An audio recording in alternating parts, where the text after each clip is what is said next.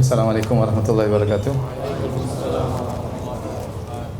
Alhamdulillah, asyhadu an la ilaha illallah wahdahu la syarika lahu ta'ziman li sya'nih wa asyhadu anna Muhammadan abduhu wa rasuluhu da'ila ridwani. Allahumma shalli alaihi wa ala alihi wa ashabihi wa ikhwani. Hadirin dan hadirat yang dirahmati oleh Allah Subhanahu wa taala, alhamdulillah puji dan syukur kita panjatkan kepada Allah atas segala limpahan karunia yang Allah berikan selalu kepada kita. Salawat dan salam tercurahkan selalu kepada junjungan kita, ya, imam kita, pemberi syafaat kita, Nabi Muhammad sallallahu alaihi wasallam, dan juga kepada keluarganya serta seluruh sahabat beliau tanpa terkecuali. Kita melanjutkan bahasan kita. Sekarang kita akan bahas tentang kelahiran Nabi sallallahu alaihi wasallam. Tapi sebelumnya kita bahas dulu tentang nasab Nabi sallallahu alaihi wasallam. Nasab Nabi adalah Muhammad bin Abdullah bin Abdul Muttalib bin Hashim bin Abdi Manaf bin Qusay bin Kilab bin Murrah bin Ka'ab bin Lu'ay bin Ghalib bin Fihr bin Malik bin Nadhr bin Kinana bin Khuzaimah bin Mudrika bin Ilyas bin Mudhar bin Nizar bin Ma'ad bin Adnan. Jadi inilah nasab yang disepakati oleh para ulama dan tersebutkan dalam Sahih Al-Bukhari, yaitu dari Muhammad bin Abdullah sampai kakek beliau yang bernama Adnan. Dan Adnan ini kembali kepada Nabi Ismail alaihissalam. Ya, hanya saja para ulama khilaf antara Adnan sampai Ismail berapa kakek, antara Adnan sampai Ismail. Ada yang berpendapat bahwasanya Adnan sampai Ismail, ya, kakeknya berjumlah 40, ya. Dan ada yang mengatakan antara Adnan sampai Ismail jumlah kakeknya cuma sekitar 7, 9 atau 10, sekitar 10 saja, tidak sampai 40. Oleh karenanya tidak ada dalil yang tegas, ya, bahwasanya sambungan dari Adnan sampai Ismail bisa disebutkan dengan jelas. Yang disepakati oleh para ulama hanya dari Nabi Muhammad sampai siapa? Adnan. Di atas Adnan sampai Ismail tidak jelas, khilaf berapa kakeknya, apalagi nama-namanya. Apalagi kemudian ada orang menyebutkan dari Nabi Muhammad sampai Nabi Adam, ini lebih khilaf lagi. Ya, sedangkan dari Adnan sampai Ismail saja tidak jelas, apalagi sampai Nabi Adam alaihi salam. Yang jelas Rasulullah SAW pernah bersabda tentang kemuliaan nasabnya. Beliau berkata, Inna Allah subhanahu istofa kinanatan min waladi Ismail. Sungguhnya Allah memilih dari sekian banyak anak Ismail alaihissalam, Allah memilih Kinanah. Wastofa Quraisyan min Kinanah. Kemudian dari anak-anaknya Kinanah, maka Allah memilih Quraisy. Wastofa Bani Hashim min Quraisy. Dan dari keturunan Quraisy juga banyak, tapi Allah memilih Bani Hashim. Wastofani min Bani Hashim. Dan Allah memilihku dari Bani Hashim, ya. Ini menunjukkan akan kemuliaan nasab Nabi sallallahu alaihi wasallam. Jadi antara orang yang mulia di antara kakek-kakek Nabi, ya, adalah Abdul Muttalib. Abdul Muttalib. Ya, Abdul Muttalib ini, ya, selain dia adalah kedudukannya sebagai pemimpin kota Mekah, ya, terlebih lagi sebagaimana kita sampaikan pada pertemuan lalu, ya, dialah yang menghadap Abrahah dan meminta 200 ekor ontanya.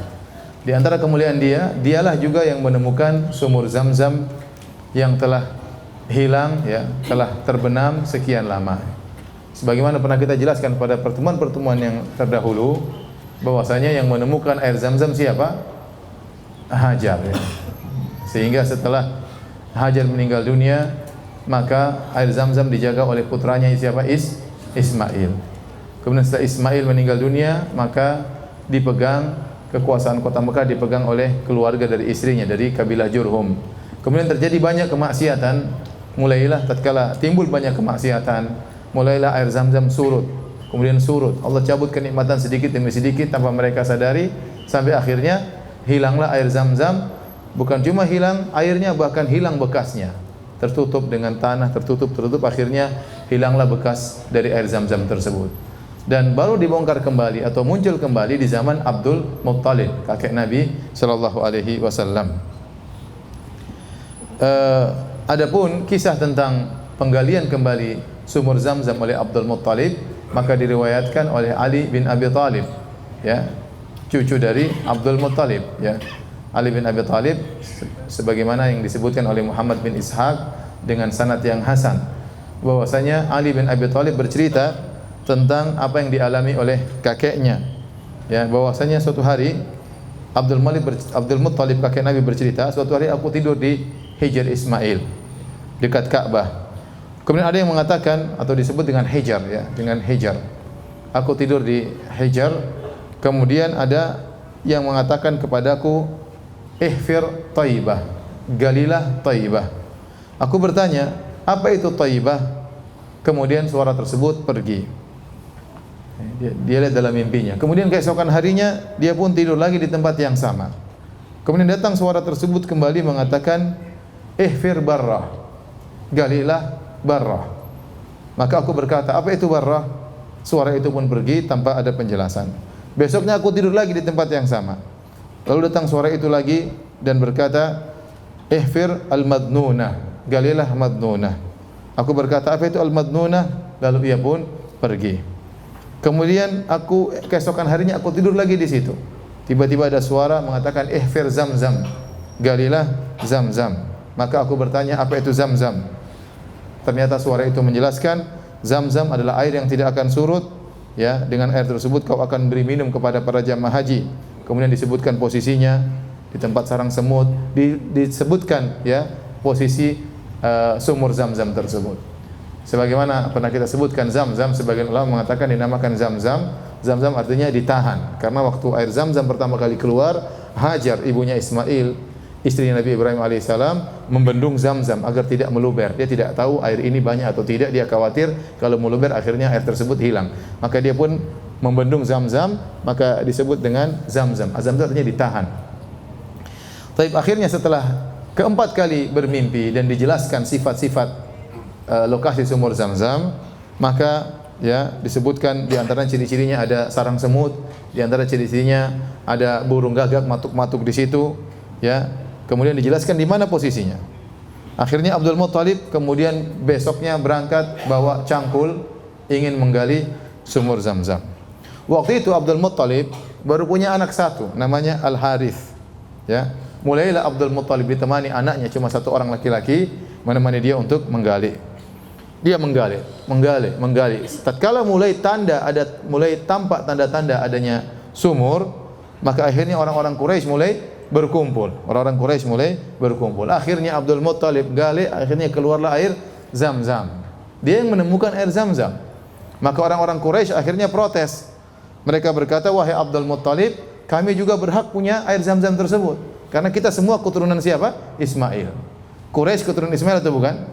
Bukan. Abu Jahal keturunan Ismail atau bukan? Abu Lahab keturunan siapa? Ismail. Semuanya keturunan Nabi Ismail alaihissalam. Semua Quraisy keturunan Nabi Ismail. Maka mereka mengatakan, wahai Abdul Muttalib, kita semua keturunan Nabi Ismail, kita semua berhak memiliki air Zamzam tersebut. Kata Abdul Muttalib, tidak. Ini air Zamzam adalah dikhususkan untukku. Ini milikku, aku yang gali, aku yang temukan, ya. Aku yang bermimpi, ya. Berarti ini khusus buatku. Mereka berkata tidak bisa. Ya. Dan waktu itu Abdul Muttalib tidak bisa melawan, karena dia punya anak laki-laki cuma satu. Seandainya dia punya laki-laki banyak, mungkin dia akan melakukan perlawanan. Namun dia punya laki cuma satu, sementara orang Quraisy banyak. Akhirnya kata mereka, kita ngadukan, ya, kita berhakim kepada seseorang. Kata Abdul Muttalib, terserah kalian berhakim kepada siapa, ayo kita pergi. Akhirnya kata mereka, ada seorang perempuan dukun, tempatnya di negeri Syam, kita pergi ke sana. Jadi mereka mau berhukum sama siapa? Dukun perempuan, ya, nenek sihir. Akhirnya berangkatlah mereka. Abdul Muttalib dengan saudara-saudaranya, orang-orang Quraisy ramai dengan pasukannya. Berangkatlah mereka, berjalan dari Mekah menuju negeri Syam, itu jauh, ya. Dari Mekah Madinah saja 500 km. Kemudian dari Madinah ke negeri Syam mungkin 800-900 km, jauh. Madinah sampai Tabuk itu belum Syam, itu masih sudah 750 km. Jadi mereka akan menempuh jarak kira-kira 1.300-1.400 km untuk cari dukun perempuan itu. Akhirnya berangkatlah mereka, tentu melewati jalan yang terjal, melewati padang pasir dan macam-macamnya. Akhirnya berjalan dua rombongan tersebut. Di tengah perjalanan ternyata persediaan air Abdul Muttalib habis. Rombongan Abdul Muttalib persediaan airnya habis. Akhirnya rombongan Abdul Muttalib minta air dari rombongan Quraisy. Semuanya Quraisy, Abdul Muttalib juga Quraisy. Akhirnya mereka minta pada rombongan satunya tidak mau. Tidak mau. Kalau kau mau kasih Zam-Zam sama kita. Abdul Muthalib juga tidak mau, bertahan. Tidak ada, pokoknya bertahan. Akhirnya tatkala sudah benar-benar kehabisan air, sudah tidak bisa bergerak, akhirnya Abdul Muthalib berhenti, orang-orang Quraisy juga berhenti melihat apa yang akan dilakukan oleh Abdul Muthalib. Maka Abdul Muthalib berkata kepada sahabat-sahabatnya, daripada kita berjalan sampai akhirnya kita meninggal dunia, sama-sama meninggal dunia, tidak ada yang menguburkan kita, lebih baik kita gali kuburan kita masing-masing. Siapa yang meninggal terlebih dahulu kita kuburkan, agar kita meninggal semua dalam kondisi dikubur. Tinggal yang terakhir nanti urusan belakangan. Akhirnya mulailah mereka berhenti, mulailah mereka gali kuburan. Gali ya. Setelah kuburan sudah digali seluruhnya, tinggal mereka dikubur, tunggu satu orang mati satu demi satu. Ya, tiba-tiba Abdul Muthalib berubah pikiran. Dia mengatakan, wah kalau begini caranya kita cuma pasrah. Ayo kita berusaha, siapa tahu ada air di depan. Begitu Abdul Muthalib akan beranjak pergi, tiba-tiba ada air keluar dari kaki ontanya. Ya.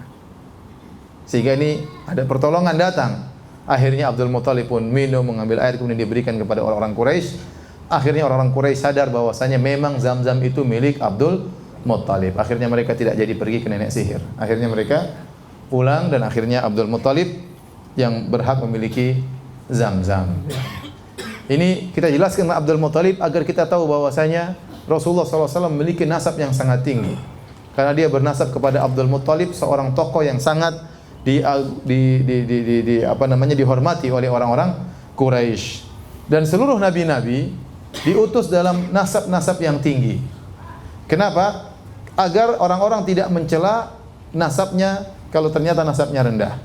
Ya, karena kalau ternyata ada seorang nabi ternyata dari nasab yang rendah, dia akan dituduh orang ini ternyata dari kalangan rendahan, dia ngaku sebagai nabi supaya dihormati. Khawatirnya akan ada yang mencela dari sisi itu. Karenanya Allah memilih seluruh nabi dengan nasab yang tinggi supaya tidak ada tuduhan bahwasanya orang ini ingin mencari kedudukan. Karena Nabi SAW seandainya dia tidak mengaku sebagai nabi pun, dia pasti sudah mulia. Dia akan mewarisi Zam-Zam, dia akan menjadi orang top karena kakek dia Abdul Muthalib.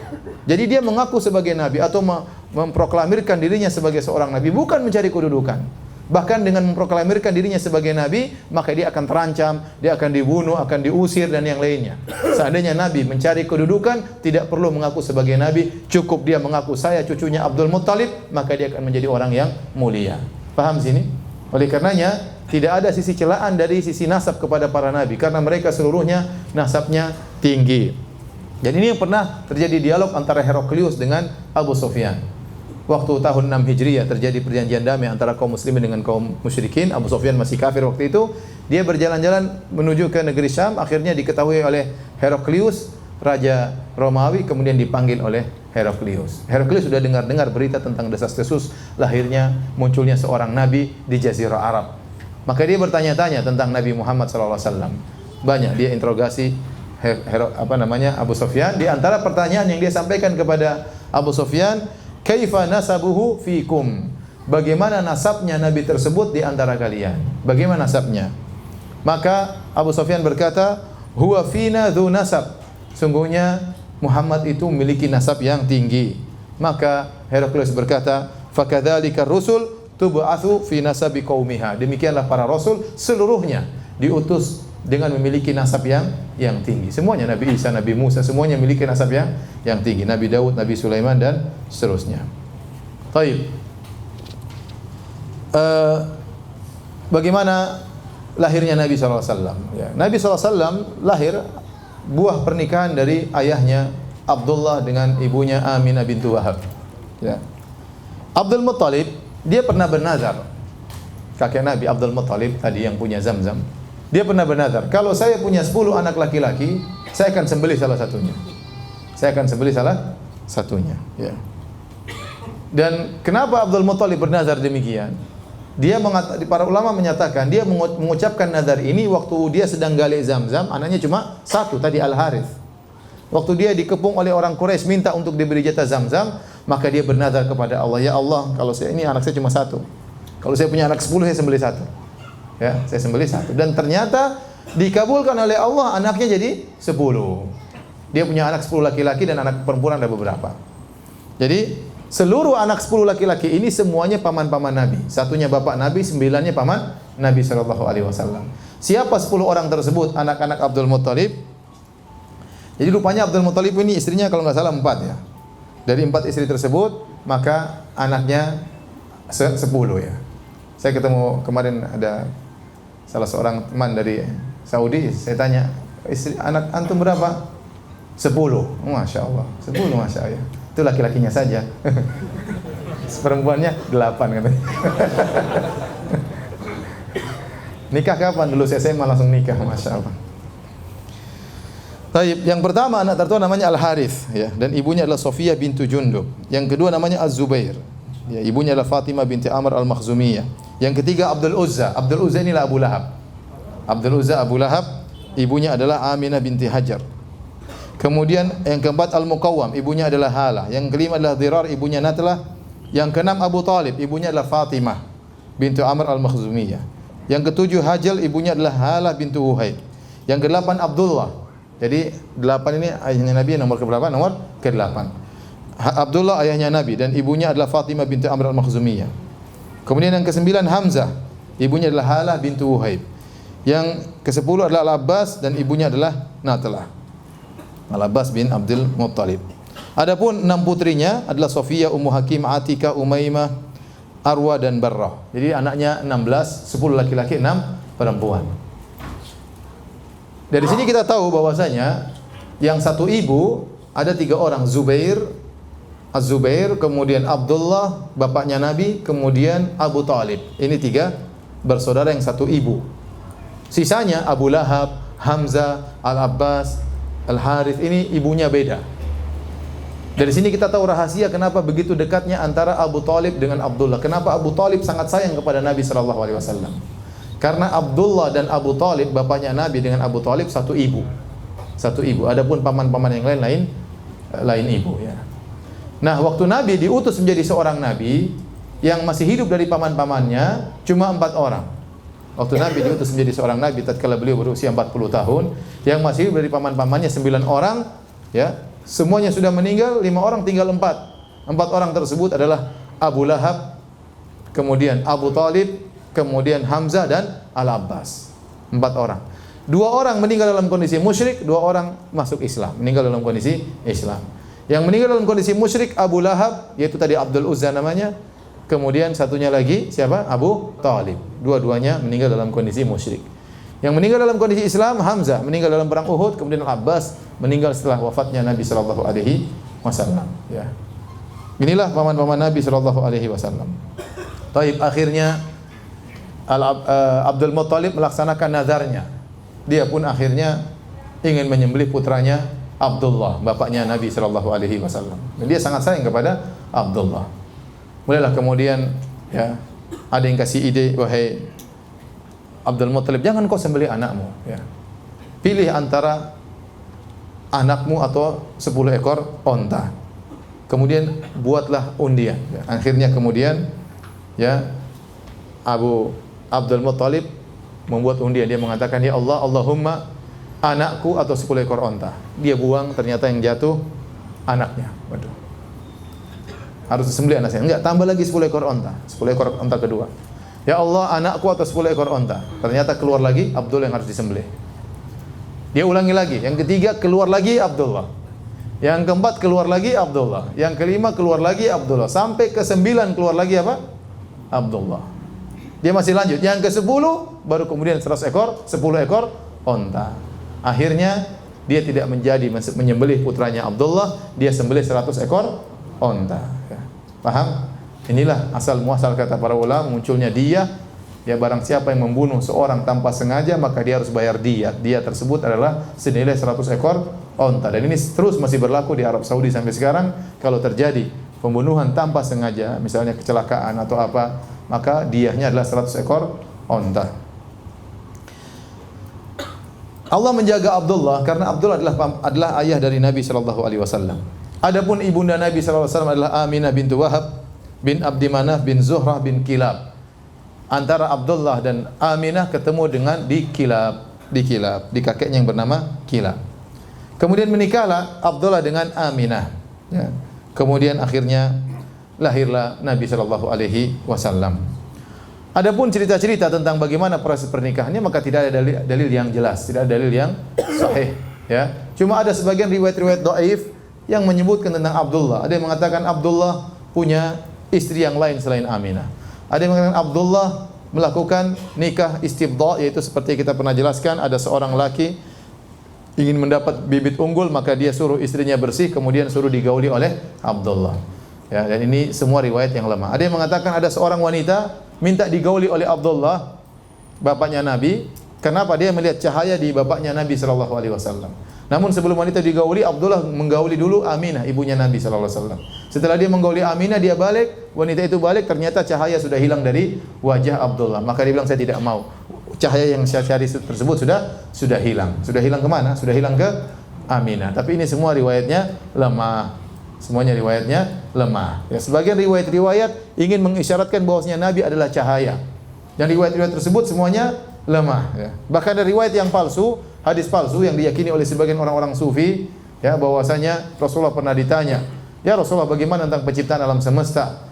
Kata Nabi, yang pertama Allah ciptakanlah nuru nabiyyika, yaitu cahaya nabimu yang pertama diciptakan. Waktu itu belum ada arsy, belum ada qalam, belum ada lauhil mahfuz, belum ada langit, belum ada bumi, belum ada manusia, belum ada jin. Yang pertama Allah ciptakan adalah cahaya Muhammad, berasal dari cahaya Allah Subhanahu wa taala. Ini hadis palsu. Hadis apa? Palsu. Nabi Muhammad SAW adalah keturunan Nabi Adam alaihissalam dan dia bukan diciptakan dari cahaya. Yang diciptakan dari cahaya adalah malaikat.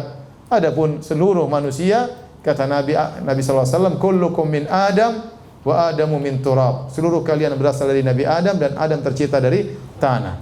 Nabi Muhammad SAW berkata, ana sayyidu waladi Adam yaumal qiyamah. Aku adalah keturunan Adam, yang paling pemimpin keturunan Adam pada hari kiamat kelak. Wala fakhar, dan aku tidak sombong. Adapun hadis palsu tadi mengesankan seakan-akan Nabi dulu sebelum ada Nabi Adam. Ada cahaya dahulu, baru kemudian ada Nabi Adam dan malaikat dan jin dan yang lain. Ini semua adalah tidak benar, ini hadis palsu. Saya ingin sampaikan hal ini ya, karena sebagian orang menganggap berlebih-lebihan kepada Nabi SAW, sehingga mereka mengatakan Rasulullah SAW tercipta dari cahaya, tidak seperti manusia-manusia yang lainnya. Kata mereka Rasulullah SAW tidak punya bayangan. Kenapa? Karena cahaya matahari terpantul dengan cahaya Nabi SAW. Ini semua khurafat, tidak benar. Ya. Kenapa? Seandainya Nabi SAW benar-benar badannya bercahaya, maka orang-orang kafir pasti sudah beriman. Ya. Ya. Mereka protes tatkala Nabi seperti manusia. Kata mereka, wa qalu ma li hadzal rasuli ya'kulu at-ta'ama wa yamshi fil aswaq laula unzila ilaihi malak fayakuna ma'ahu nadhira. Ya, kata mereka, Rasul macam apa ini Muhammad? Jalan di pasar makan makanan. Kenapa tidak diutus malaikat untuk menjadi Rasul? Ya. Jadi orang-orang kafir berangan-angan bahwasanya seorang Rasul ini memang spesial luar biasa. Nah, kalau Nabi ternyata badannya bercahaya, kira-kira Abu Lahab beriman enggak? Beriman lah. Ini cahaya ini ya. Ya.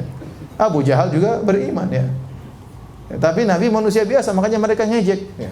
Kenapa kamu yang harus jadi Nabi? Mereka mengatakan demikian. Kenapa kamu yang harus jadi Nabi? Kok nggak ada yang lain? Kenapa kamu yang harus dipilih oleh Allah Subhanahu Wa Taala? Apa kelebihanmu? Mereka mengejek Rasulullah Sallallahu Alaihi Wasallam. Jadi Nabi Sallallahu Alaihi Wasallam memang disifati oleh Allah bercahaya, tapi bukan cahaya berarti keluar lampu dari tubuhnya. Seperti firman Allah Subhanahu Wa Taala, ya ayuhan Nabi, inna arsalnaka syahidan wa mubasyiran wa nadhira wa da'iyan ila Allah bi'idnihi wa sirajan munira. Allah mengatakan, kami mengutus engkau wahai Rasulullah sebagai seorang rasul yang menyuruh kepada jalan Allah, wa sirajan munira, adalah sebagai lampu yang bercahaya. Ini maksudnya adalah kiasan, bukan berarti Nabi adalah lampu yang menyala terang ya. Oleh karenanya waktu Aisyah radhiyallahu taala anha dalam hadis yang sahih terjaga di malam hari ya, Aisyah mencari suaminya di mana dia enggak tahu. Dia cari-cari. Tahu-tahu dia pegang kaki Nabi, Nabi sedang sujud. Paham? Dalam Sahih Muslim. Seandainya Nabi ada lampunya, Aisyah lagi sujud.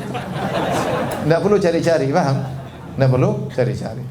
Demikian juga dalam hadis yang sahih dalam Sahih Bukhari, karena rumah Aisyah kecil, cuma 4x4 kira-kira ya.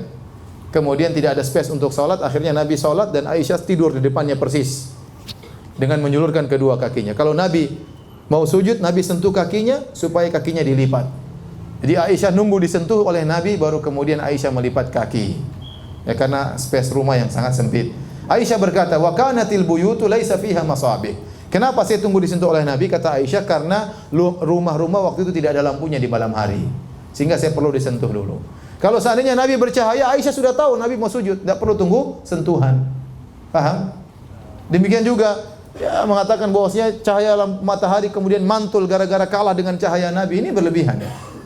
Dalam haji wada, Rasulullah SAW tatkala melempar jamarat, datang sebagian sahabat menaungan baju di atas kepala Nabi SAW. Kenapa? Karena agar Nabi tidak kepanasan.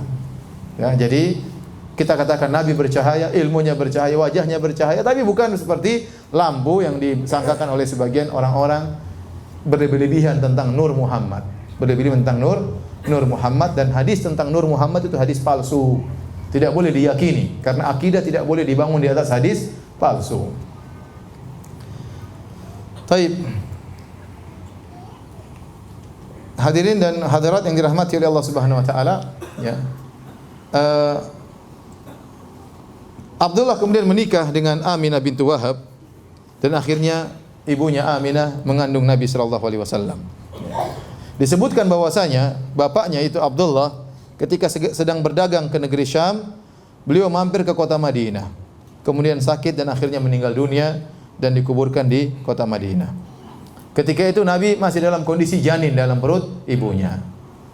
Oleh karenanya Nabi dilahirkan dalam kondisi tidak memiliki bapak. Inilah puncak daripada keyatiman. Ada orang yang lahir masih ada bapaknya, masih ada ibunya, dia masih merasakan sentuhan ayahnya, baru kemudian ayahnya meninggal belakangan atau ibunya kemudian meninggal belakangan.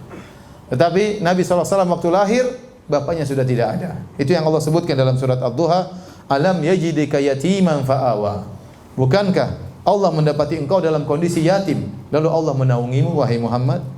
Ya, dan inilah puncak keyatiman. Rasulullah SAW lahir dalam kondisi ayahnya tidak ada, kemudian dia dirawat oleh ibunya. Dan banyak orang-orang berhasil dirawat oleh ibunya. Contohnya Nabi Muhammad SAW. Ya, contohnya Nabi Musa alaihissalam disebutkan dalam beberapa surat. Allah hanya sebut tentang ibunya, Allah tidak sebutkan bapaknya di mana. Allah tidak jelaskan sama sekali. Nabi Isa alaihissalam juga yang merawat apa? Ibunya. Ya. Nabi Ismail juga yang merawat siapa? Ibunya. Taib. Bagaimana kelahiran Nabi SAW? Datang riwayat-riwayat yang lemah yang menceritakan tentang keajaiban kelahiran Nabi SAW. Tapi riwayatnya semuanya lemah. Di antaranya disebutkan Nabi waktu dilahirkan dalam kondisi tangannya langsung lahir, langsung keluar dari perut ibunya dalam kondisi bersandar seperti ini, melihat ke atas. Tapi hadisnya lemah. Demikian juga ada sebagian hadis disebutkan Nabi dilahirkan diletakkan di atas batu dikasih kain, tahu-tahu batu tersebut pecah. Ini juga hadisnya lemah. Ya. Kemudian disebutkan juga waktu Nabi dilahirkan oleh ibunya pakai jimat-jimat di tangannya. Tahu-tahu jimat-jimat itu semuanya putus. Bagus hadis ini, tapi hadisnya juga apa? Lemah. Kemudian juga dalam riwayat yang lemah juga, ibunya tatkala melahirkan tiba-tiba dia melihat dalam mimpinya ada yang mengatakan namakan anakmu dengan Muhammad, tapi hadisnya juga lemah. Demikian juga disebut dalam hadis yang lemah, waktu Nabi SAW lahir, maka istana kerajaan Persia bergetar. Ya, bahkan ada yang runtuh dari istana tersebut. Ini juga lemah. Ada yang mengatakan juga waktu Nabi SAW dilahirkan, maka api yang disembah oleh orang-orang Majusi di Persia, apinya mati, tidak pernah mati selama ini. Mati kenapa? Karena lahir seorang Nabi. Ini juga hadisnya bagus, tapi hadisnya apa? Lemah, dhaif, tidak bisa dijadikan dalil. Demikian juga ada dalil yang menyebutkan Rasulullah SAW lahir dalam kondisi sudah tersunat, tapi hadisnya juga apa? Lemah. Hadisnya juga lemah. Ya. Oleh karenanya hadis-hadis yang lemah ini tidak bisa kita jadikan dalil. Ada hadis yang lain disebutkan hadisnya lemah juga, tapi lemahnya tidak terlalu parah, ya, bahwasanya Nabi disunat oleh kakeknya Abdul Muttalib sebagaimana kebiasaan orang-orang Arab, kalau ada yang lahir maka disunat tatkala masih kecil. Jadi ini hadis-hadis dhaif tentang kelahiran Nabi sallallahu alaihi wasallam. Ada hadis yang sahih, Rasulullah SAW pernah bersabda, "Ana da'watu Abi Ibrahim wa bisyarati Isa qaumahu wa ru'ya ummi allati ra'at ka'anna kharaja minha nurun adha'at lahu qusurus Syam." Aku ini adalah pengkabulan dari doa kakekku Ibrahim alaihissalam. Nabi Ibrahim waktu pergi kota Mekah meletakkan Ismail, Nabi Ibrahim berdoa, "Rabbana wa ba'ath fihim rasulan min anfusihim." Ya Allah, utuslah kepada mereka seorang rasul dari kalangan mereka. Dikabulkan lama, setelah itu baru dikabulkan, Allah kabulkan doa Nabi Ibrahim. Ternyata siapa? Nabi Muhammad sallallahu alaihi wasallam. Jadi aku adalah pengkabulan doanya nenek moyangku Ibrahim alaihissalam, kata Nabi. Dan aku adalah kabar gembira yang pernah disampaikan oleh Nabi Isa kepada kaumnya. Ya. Mim ba'di ismuhu Ahmad. Ya. Kata Nabi Isa, aku beri kabar gembira kepada kalian wahai kaumku bahwasanya akan ada seorang nabi setelahku namanya Ahmad, yaitu Muhammad sallallahu alaihi wasallam. Dan ini kata Nabi sallallahu alaihi wasallam yang ketiga, aku adalah mimpi ibuku. Waktu ibuku melahirkan aku, dia bermimpi ada cahaya keluar dari tubuhnya kemudian menerangi negeri Syam, negeri Syam. Ya, ini hadis yang sahih tentang kelahiran Nabi sallallahu alaihi wasallam. Taib hadirin dan hadirat yang dirahmati oleh Allah Subhanahu wa taala. Tanggal berapa Nabi dilahirkan? Para ulama sepakat bahwasanya Rasulullah SAW dilahirkan pada hari Senin. Berdasarkan hadis yang sahih dalam Sahih Muslim, kata Nabi sallallahu alaihi wasallam, "Dzaka yaumun wulidtu fihi wa yaumun bu'ithu au unzila alayya fihi." Waktu Nabi ditanya, "Wa su'ila an siyami yaumil itsnain." Wahai Rasulullah, kenapa Anda senantiasa puasa pada hari Senin? Kata Nabi, "Dzaka yaumun wulidtu fihi." Sungguhnya hari Senin adalah hari aku dilahirkan. Wa yaumun bu'itsu au uhiya ilayya, dan hari di mana aku diangkat menjadi seorang rasul, yaitu pada hari Senin. Maka Nabi mensyukuri hari tersebut dengan berpuasa. Hari Senin istimewa. Ada sebab ketiga kenapa Rasulullah SAW puasa hari Senin. Waktu ditanya Rasulullah SAW kenapa puasa Senin dan Kamis, kata beliau, "Dzanika yaumani tu'radu fihimal a'malu ala rabbil alamin wa uhibbu an yu'rada amali wa ana shaim." Dua hari itu, Senin dan Kamis, adalah hari amalan hamba dilaporkan kepada Allah Subhanahu wa taala. Dan aku ingin pada waktu amalku dilaporkan kepada Allah, aku sedang berpuasa. Dari sini, dari dua hadis ini kita tahu sebab Nabi puasa hari Senin ada tiga. Pertama, karena pada hari Senin ya Rasulullah SAW dilahirkan. Yang kedua, pada hari Senin Rasulullah SAW diangkat menjadi seorang nabi. Yang ketiga, pada hari Senin amalan diangkat. Inilah tiga sebab kenapa Nabi SAW berpuasa pada hari Senin. Namun para ulama telah sepakat Rasulullah SAW lahir pada hari Senin. Nah, mereka khilaf pada bulan apa Nabi lahir. Bulannya mereka khilaf, kemudian tanggalnya pun mereka khilaf. Ini disebutkan oleh Ibnu Katsir dalam Al-Bidayah wan Nihayah dan juga ulama yang lain. Sebagian ulama berpendapat bahwasanya Rasulullah SAW lahir pada bulan Ramadan. Lahir pada bulan Ramadan. Kenapa? Mereka menggunakan logika, kata mereka Nabi diutus menjadi seorang nabi, diangkat menjadi seorang rasul, persis umurnya 40 tahun. Dan waktu itu beliau diangkat menjadi seorang rasul di bulan Ramadan. Kalau begitu, kalau kita tarik mundur, berarti Rasulullah SAW lahirnya juga bulan Ramadan. Faham logikanya? Saya ulangi, pendapat pertama mengatakan Rasulullah SAW lahir bulan Ramadan. Kenapa? Karena Rasulullah SAW lahir persis diangkat menjadi seorang rasul pada bulan Ramadan, di Lailatul Qadar. Maka kalau kita tarik mundur, berarti umurnya dia lahir juga bulan Ramadan. Ini pendapat sebagian ulama, namun pendapat ini tidak kuat, menyelisih jumhur ulama. Ya, mayoritas ulama berpendapat bahwasanya Nabi SAW lahir pada bulan Rabiul Awal. Ya, Rabiul Awal ini pendapat mayoritas ulama. Taib. Yang berpendapat bahwasanya Nabi lahir pada bulan Rabiul Awal juga khilaf tentang tanggal berapakah lahir Nabi SAW. Dan ini disebutkan khilafnya oleh banyak ulama. Contohnya disebutkan oleh Ibnu Hisham, disebutkan oleh An-Nawawi, disebutkan oleh Ibnu Katsir. Semuanya ulama Syafi'iyah ini. Disebutkan oleh Adz-Dzahabi. Adz-Dzahabi, Ibnu Katsir dan Nawawi menyebutkan tentang khilaf ini. Jadi tidak ada kesepakatan bahwasanya Nabi meninggal atau lahir pada tanggal 12 Rabiul Awal. Taib. Ada beberapa pendapat. Ada yang mengatakan Rasulullah SAW lahir tanggal 12 Rabiul Awal. Ada yang mengatakan Rasulullah SAW lahir pada tanggal 8 Rabiul Awal. Dan ini pendapat seorang tabi'in bernama Muhammad bin Jubair bin Mut'im, datang dengan sanad yang sahih. Dia mengatakan Rasulullah SAW lahir pada tanggal 8 Rabiul Awal. Pendapat yang ketiga mengatakan Nabi lahir pada tanggal 10 Rabiul Awal. Pendapat yang keempat mengatakan Rasulullah SAW lahir pada tanggal 2 Rabiul Awal. Ada yang mengatakan kelima Rasulullah SAW lahir pada tanggal 17 Rabiul Awal. Jadi ada khilaf di kalangan para ulama tentang tanggal lahirnya. Ya. Kenapa ada khilaf? Karena memang mereka tidak begitu perhatian tentang tanggal lahir tersebut, karena tidak ada ibadah tertentu yang dibangun di balik tanggal tersebut. Tidak ada ibadah yang dibangun di balik tanggal tersebut. Berbeda dengan misalnya penentuan hilal. Kita harus lihat hilal tanggal berapa karena kita mau puasa misalnya, atau kita ingin Idul Fitri. Ada ibadah dibangun di balik tanggal tersebut. Baik. Hadirin yang dirahmati oleh Allah Subhanahu wa taala, dari sini yang bisa kita pastikan Nabi SAW lahir pada hari Senin. Ya. Ini yang bisa kita pastikan. Nah, bagaimana? Bolehkah kita bergembira dengan lahirnya Nabi? Boleh. Nabi mengagungkan hari lahirnya. Nabi mengagungkan hari lahirnya. Tapi bagaimana cara Nabi mengagungkan hari tersebut? Caranya Nabi puasa setiap hari Senin, setiap pekan. Nah, kalau Anda ingin merayakan atau bergembira dengan hari lahirnya Nabi SAW, ikuti cara Nabi SAW. Caranya bagaimana? Puasa setiap hari Senin, setiap pekan. Itu cara yang benar dalam bergembira dengan lahirnya Nabi SAW, bersyukur dengan lahirnya Nabi SAW. Ya. Baik, kita lanjutkan.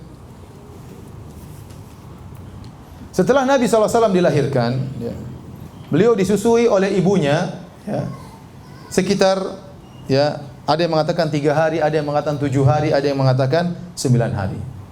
Setelah disusui oleh ibunya, kebiasaan orang-orang Arab dahulu disusui juga oleh orang yang lain. Abu Lahab, paman Nabi, Abdul Uzza, dipanggil dengan Abu Lahab, nama aslinya Abdul Uzza. Ya.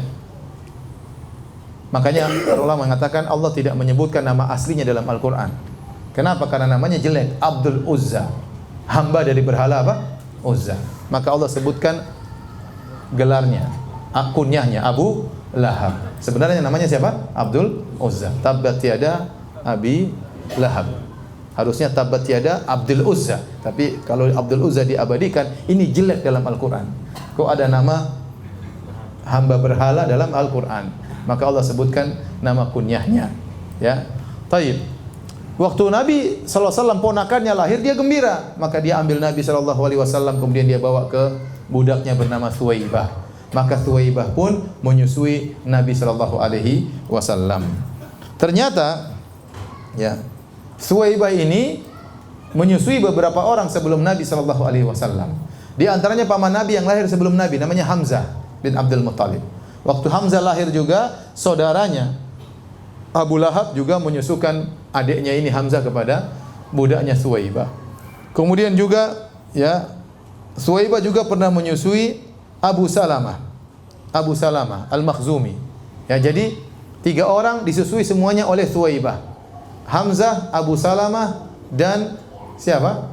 Muhammad sallallahu alaihi wasallam. Jadilah 3 orang ini adalah 3 saudara sepersusuan. 3 saudara sepersusuan, ya. Jadilah mereka ada kekerabatan dari sisi sepersusuan. Jadilah timbul kemahroman. Ya. Oleh karena dalam hadis Ibnu Abbas berkata, "Qila lin Nabi sallallahu alaihi wasallam, ala tatazawwaju ibnata Hamzah?" Wahai Rasulullah, apakah kau tidak menikah dengan putrinya Hamzah? Sepupunya, putrinya Hamzah. Kata Rasulullah SAW, "Innaha ibnatu akhi minar radha'ah." Enggak bisa. Putrinya Hamzah itu adalah putri saudara sepususuanku. Aku dan dia sesusuan, maka anaknya adalah ponakan sesusuan. Ya. Jadi enggak bisa seperti ponakan satu susuan, ya. Sehingga Nabi tidak bisa menikah dengan putrinya Hamzah. Demikian juga Nabi pernah didengar kata Ummu Habibah, "Fa inna nuhaddatsu annaka turidu an tankiha bil ibnata Abi Salamah." Kami dengar wahai Rasulullah, Anda ingin menikah dengan putrinya Abu Salamah. Putrinya Abu Salamah. Kata Nabi, bintu Ummi Salamah, menikah dengan putrinya Ummu Salamah. Kan putri Ummu Salamah kan istrinya Nabi juga.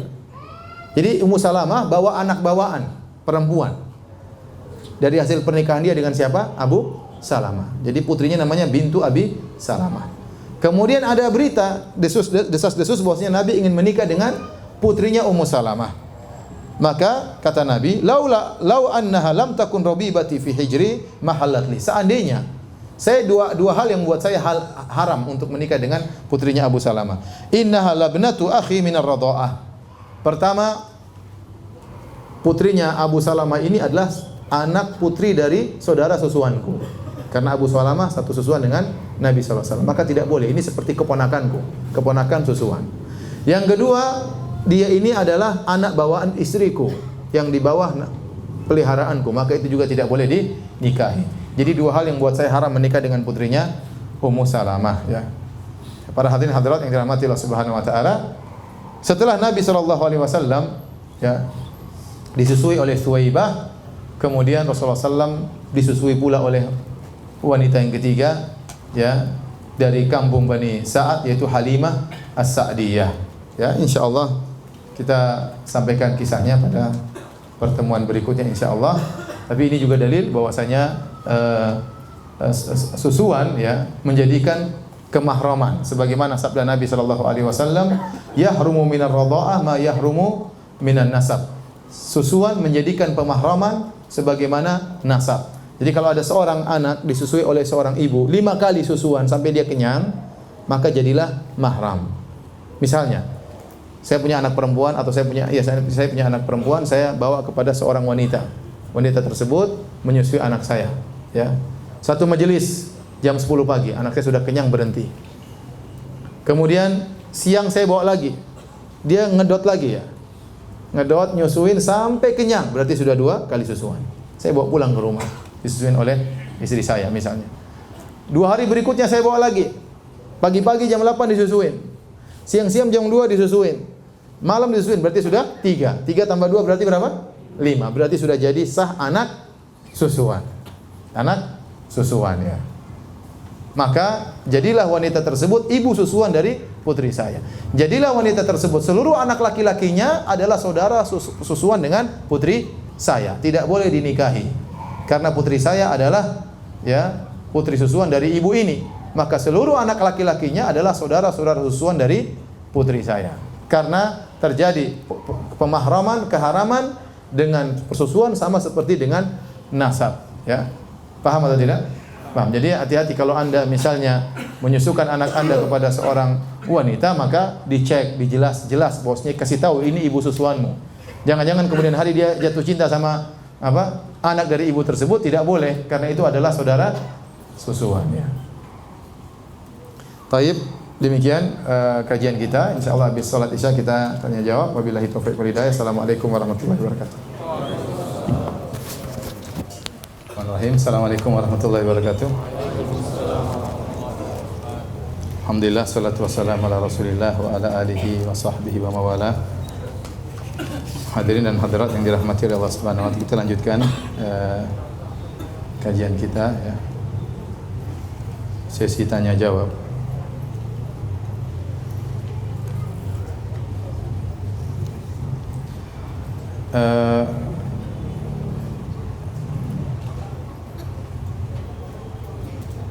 Ana ingin bertanya, Ustadz, jika Rasulullah SAW diutus untuk seluruh alam dan untuk seluruh manusia, mengapa dakwahnya hanya seputar Mekah, di Madinah dan Jazirah Arab, tidak dirasakan oleh umum di seluruh dunia ketika itu?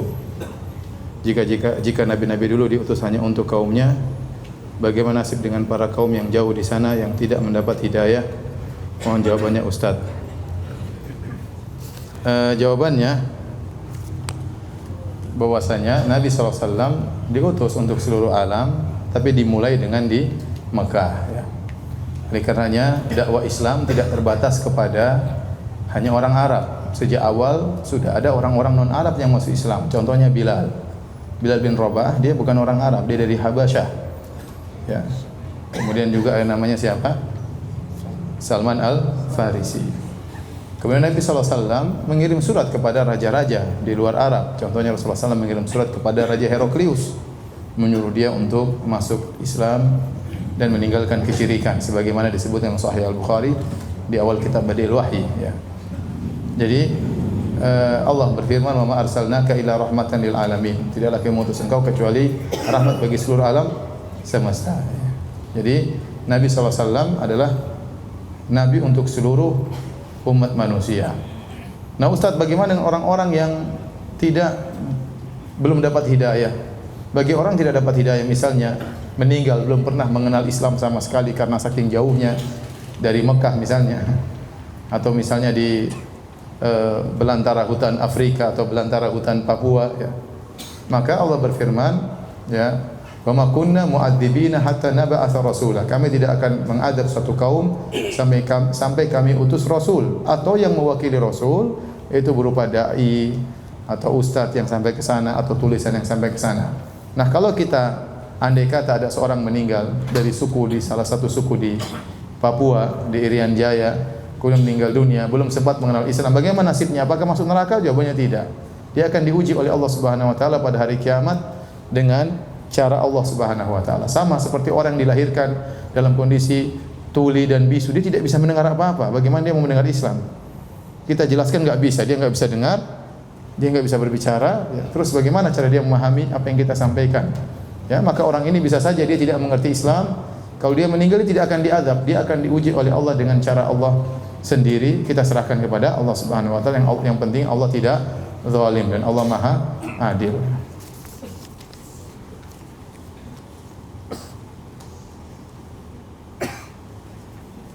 Ustadz, bagaimana dengan riwayat Rasulullah SAW dibawa berdagang oleh pamannya? Ini nanti masih jauh ya. Lahir aja baru lahir, belum diajak berdagang ya. Kalau langsung diajak berdagang repot, masih kecil nanti belakang.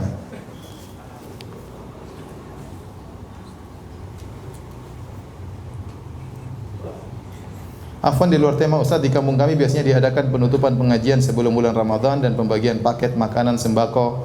Bolehkah kita ikut membantu menyiapkan membungkus paket-paket makanan? Boleh, ini membantu ke masyarakat, enggak ada masalah ya. Enggak ada masalah. Ini bukan ibadah tertentu, enggak, ini hanya sekedar kebiasaan masyarakat dan ini tidak dianggap sebagai perayaan tertentu. Ya sekedar menjelang Ramadan kita kasih sembako kepada masyarakat. Ini amal yang baik. Sama bagaimana riwayat bahwasanya awan menaungi Nabi saat berjalan, nanti ya. Sabar ya. Baru lahir, belum apa-apa. Jadi banyak orang tidak sabar ya. Hanya, Ustaz, bagaimana Rasulullah menikah dengan Khadijah? Belum. Ustaz, bagaimana Rasulullah SAW poligami? Belum, baru lahir. Belum, masih jauh. Tenang saja, santai aja.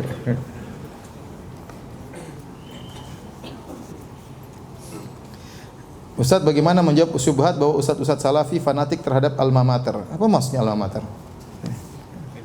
Maksudnya apa? Kita siapa saja boleh jadi ustaz sunnah, siapa saja boleh jadi ustaz salafi. Yang penting dia memenuhi kriteria berdakwah sesuai dengan Al-Quran dan sunnah Nabi SAW. Tidak bikin bid'ah, tidak menyuruh kepada bid'ah, maka kita katakan dia ustaz sunnah. Nah kalau dia menyuruh kepada bid'ah, kita bilang ustaz bid'ah. Jadi siapa saja, tidak harus lulusan Madinah, mau lulusan Kairo, mau lulusan Yaman, mau lulusan mana saja silakan. Yang lulusan sini, yang tidak keluar negeri juga boleh, siapa saja boleh. Tapi sesuai dengan kriteria ustaz sunnah. Tidak dikatakan ustaz sunnah kecuali dia menyuruh kepada sunnah Nabi. Dia ngajarin sunnah Nabi. Nah, kalau dia enggak ngajar sunnah Nabi, dia ngajar ritual-ritual baru yang itu bukan sunnah Nabi, dipastikan Nabi tidak pernah melakukannya, maka tidak bisa kita bilang ustaz apa? Sunnah. Sunnah kan apa? Apa definisi sunnah? Sunnah sesuatu yang dilakukan oleh Nabi, disandarkan kepada Nabi, itu namanya sunnah Nabi sallallahu alaihi wasallam. Yang tidak dikerjakan Nabi bukan namanya sunnah. Anda mau nampakkan apa terserah Anda, tapi itu bukan sunnah Nabi sallallahu alaihi wasallam. Ya.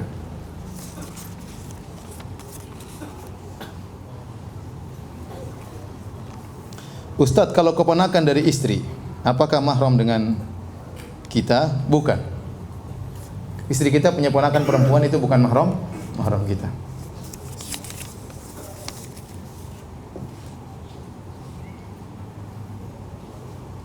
Ustadz, apakah benar Rasulullah SAW sangat sayangnya kepada umatnya ketika detik-detik terakhir masih mengatakan, ini detik terakhir mau meninggal, ini tanya lagi mau meninggal.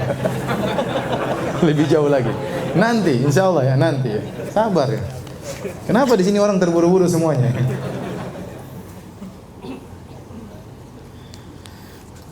Ketika Zam-Zam hilang, bagaimana orang Mekah mendapatkan air? Aduh, saya tidak sempat nanya mereka ya.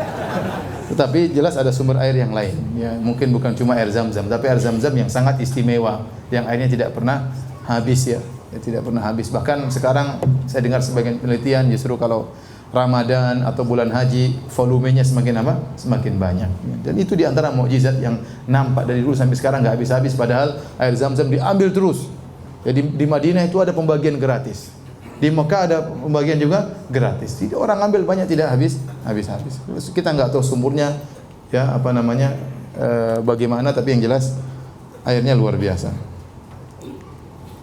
Kemarin ada ini cerita nyata, saya ketemu dengan orangnya langsung, dia kena kanker. Saya ketemu di Pekanbaru. Dia di kemo di Singapura apa di Malaysia. Kemudian ada kawan yang kasih bekal dia air Zam-Zam. Intinya setelah dia di kemo, dia minum apa saja tidak bisa kecuali air Zam-Zam. Dia minum air putih muntah, dia minum apa muntah. Maka kecuali air Zam-Zam, dia minum air Zam-Zam tidak mengapa, ya. Dia kemudian setelah itu setelah dikemo badannya masih kuat. Dokter sampai heran kenapa? Rupanya dia konsumsi apa? Zam-zam terus. Dan banyak orang sembuh karena zam-zam. Saya pernah ketemu orang, Ustadz saya waktu itu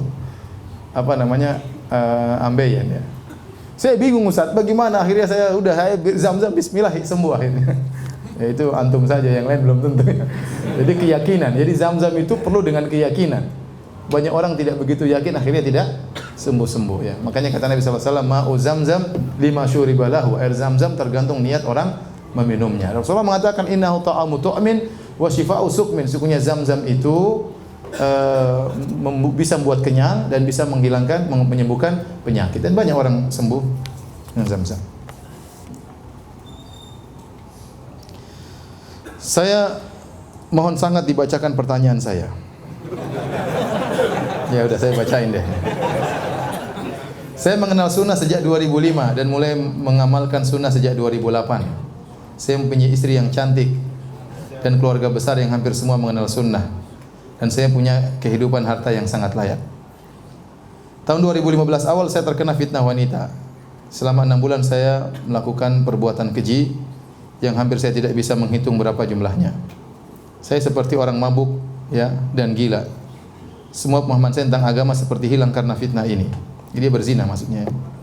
Setelah 6 bulan saya tersadar dan menutup semua akses ke fitnah wanita tersebut. Ke fitnah wanita. Sudah hampir 3 tahun berlalu. Rasa sakit saya tidak pernah hilang dari hati saya. Saya menangis setiap hari dan sangat menyesal. Kenapa saya bisa jatuh berdosa tersebut Ustaz? Apakah karena ujub? Mohon nasihat bagi hati saya. Saya merasa amalan tiada arti dan berguna di hadapan Allah. Saya katakan kita menangisi dosa-dosa kita ya, karena sampai tadi berzina berulang-ulang ini dosa bukan sepele ya. Dosa bukan sepele. Allah menyebutkan zina adalah dosa yang spesial. Kalau ada dosa-dosa besar, ini dosa yang super besar. Makanya Allah sebut dalam surat Al-Furqan, kata Allah, walladzina la yad'una ma'allahi ilahan akhar wa la yaqtuluna nafsa allati harrama Allah illa bil haqq wa la yaznun. Wa may yaf'al dzalika yalqa athama yudha'af lahu al-'adzabu yawmal qiyamati wa yakhlud fihi muhana illa man taba. Dan orang-orang tidak pernah berbuat syirik, dan orang-orang tidak pernah membunuh orang lain, dan orang-orang tidak pernah berzina. Ini 3 dosa yang sangat besar. Syirik, membunuh orang, dan apa? Berzina ya. Syirik berkaitan dengan hak Allah, membunuh orang berkaitan dengan apa? Orang lain, berzina dosa hawa nafsunya ya. Kata Allah, "Wa may yaf'al dzalika yalqa athama." Barang siapa melakukan 3 dosa ini, maka dia akan mendapatkan dosanya. Yudha'af lahul adzabu yaumal qiyamah. Dia akan dilipat gandakan dosanya, azabnya pada hari kiamat. Wa yakhlud fihi muhana. Dan dia akan kekal dalam neraka dengan kondisi terhina. Tapi kata Allah, illa man taba, kecuali orang yang bertobat ya. Maka ya seorang ya terjerumus dalam kemaksiatan tentu sebab karena dosa yang dilakukan sebelumnya. Dosa membawa orang kepada dosa yang lain. Tetapi pintu taubat Allah terbuka. Maka saya sampaikan kepada orang ini ya, benar-benar menutup akses fitnah wanita. Jangan sampai terjebak dengan ya di jebakan yang sama. Seorang lelaki harus cerdas, dia tahu kapan imannya naik, kapan imannya turun. Dia tahu dia lemah dalam sisi ini, dia tahu dia kuat dalam sisi ini. Maka jangan dia coba-coba mengulangi pada perkara yang lemah. Allah sekarang kasih dia kesempatan untuk bertobat. Dia mulai ikut pengajian lagi, alhamdulillah ya. Entar lagi mudah-mudahan bisa ketemu dengan bulan Ramadan. Maka jangan coba-coba untuk mengulangi fitnah tersebut ya. Dan banyak bertobat kepada Allah, dan husnudzan jika orang kembali kepada Allah dengan taubat nasuha ya, dengan taubat yang sesungguhnya, tidak mengulangi lagi, maka Allah akan ampuni dosa tersebut dengan mudah bagi Allah Subhanahu wa taala ya. Dan jangan pernah ceritakan ini kepada orang lain. Apa hukumnya mengambil upah dari ibu yang menyusui bayi orang lain? Boleh, enggak ada masalah. Nanti akan kita jelaskan. Boleh. Jadi kalau ada orang ingin nyusu pada seorang wanita tersebut mengatakan boleh, tapi saya minta upah.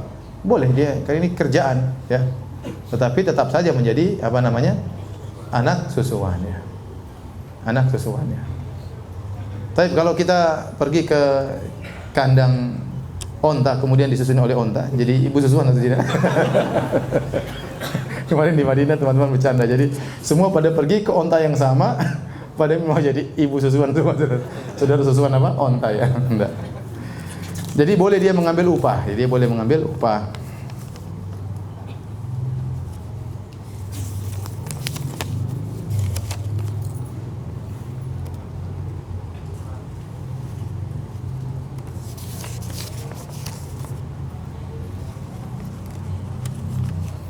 Bisakah sebutkan silsilah Nabi sampai Nabi Ibrahim? Kita sudah katakan tadi, Ismail bin Ibrahim. Nabi kita sebutkan silsilahnya sampai Adnan. Dari Adnan sampai Ismail bin Ibrahim ini tidak jelas, tidak ada sanad yang jelas. Ada khilaf berapa kakeknya, ada yang mengatakan 40, ada yang mengatakan 7, ada yang mengatakan 9, ada yang 10, sehingga tidak ada yang benar ya. Maka sebagian ulama mengatakan barang siapa ahli nasab yang menyebut seluruhnya dia telah berdusta karena enggak ada dalil yang benar. Apalagi sampai kepada Nabi Adam alaihissalam.